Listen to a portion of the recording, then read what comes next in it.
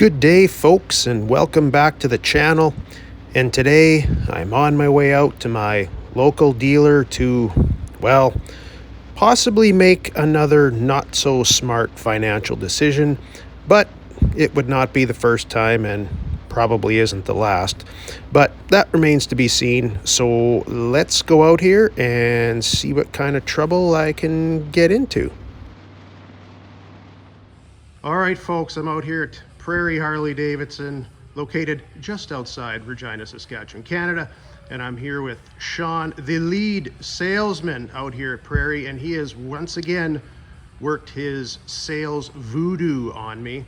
And what did we just do here? Well, we're adding to your collection of Fatboys with this beautiful 2012. 2012. Yeah, I guess a guy needed one more, didn't he? Now all I need is an Evo to go along with it. Right? Yeah.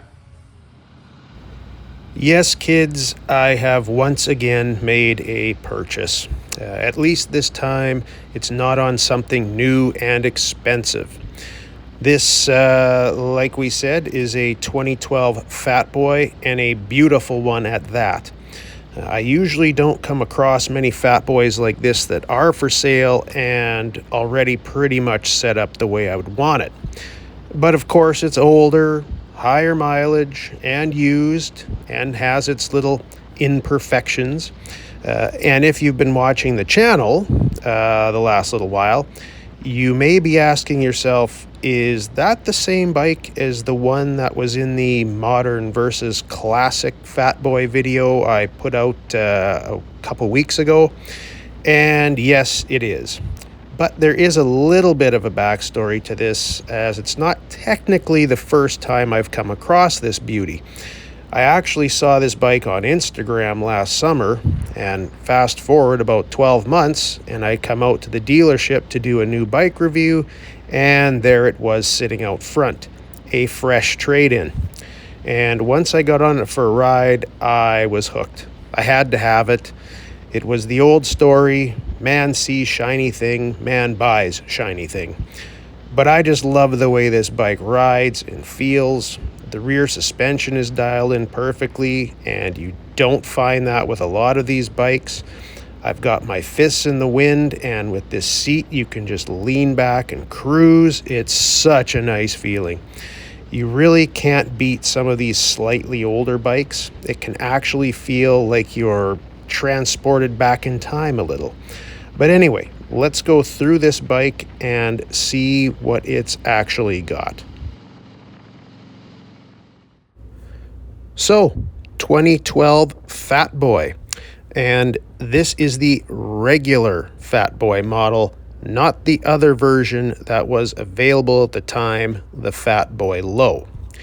This is the general classic styling that the Fatboy had from its inception in 1990 all the way to 2017. We have those flared fenders, that bullet-style headlight, and of course the classic double wing badge.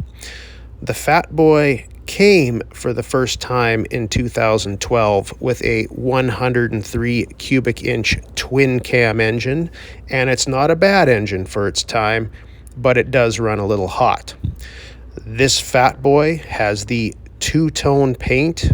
It is the Midnight Pearl and Brilliant Silver Pearl.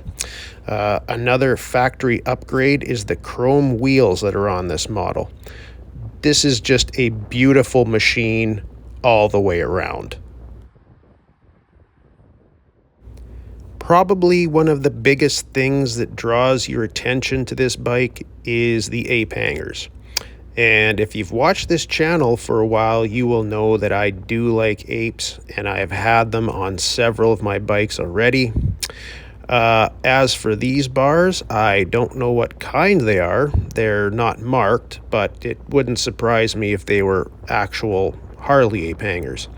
We also have steel braided lines to go along with these apes.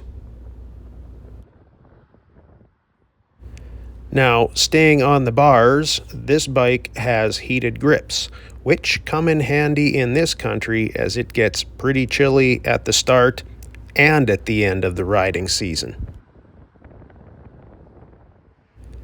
On the front end, we have some accessory lights, and I have to admit I have not been a fan of these lights on a Fatboy in the past.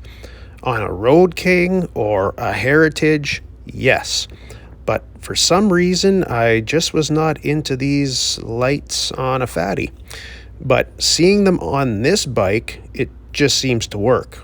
I may have had my mind changed here. Also, the signal lights have been relocated from the handlebars to down by the front forks. We have the old chrome oval style engine guard. I'm not too sure what to think about it.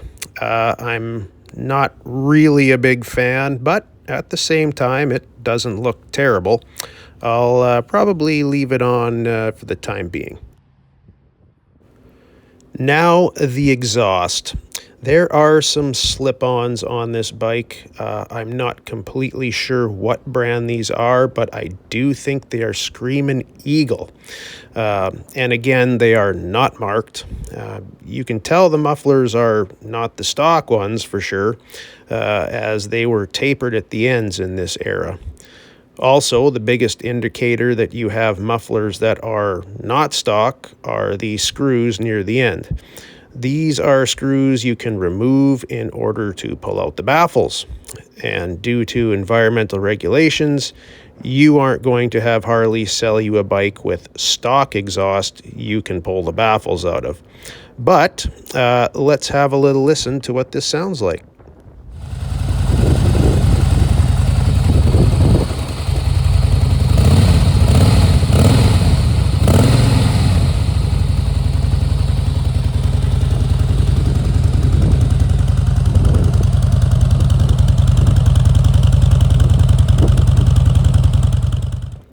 The other little thing that this bike has is these little chrome caps on the front and on the back fenders. A nice little chrome add-on. But it's not all peaches and cream, ladies and gentlemen. This, of course, is a used bike, and with used bikes come imperfections. And this bike doesn't have a lot, but there are a few. First is this little chip in the front fender. This isn't really the biggest deal. I'll probably just put a little touch-up paint on it, and it's small enough that you won't notice much unless you're right up close. On the pipes, we have, of course, boot marks. How many times have you seen these marks on pipes? And this also is not a big deal, just a bit of an annoyance. I'm pretty sure I can get rid of these without, too much issue. We also have the odd mark on the fuel tank and of course some swirls from cleaning. Again, not a big deal. They can be polished out, but we'll see if I get that ambitious to actually go ahead and do that. This bike also looks as though at some point it had a detachable windshield and saddlebags because it does have the docking hardware. However, they are looking a little ratty now. And that's about it. This is generally a fairly clean bike. A Fatboy of the previous generation with that more classic styling, and I love it. It has character, it has soul. Obviously, it's older and not as powerful as the 2024 that I have, but this bike just has that it factor in my opinion. And I really don't have to do anything to it. I am kind of interested to see what it sounds like with the baffles out and be kind of obnoxious, but other than that, it's pretty much set up the way I would want it. So going forward, you should see this bike on the channel. And now, all I need is an Evo Fatboy. But I think I have made enough bad decisions for the time being.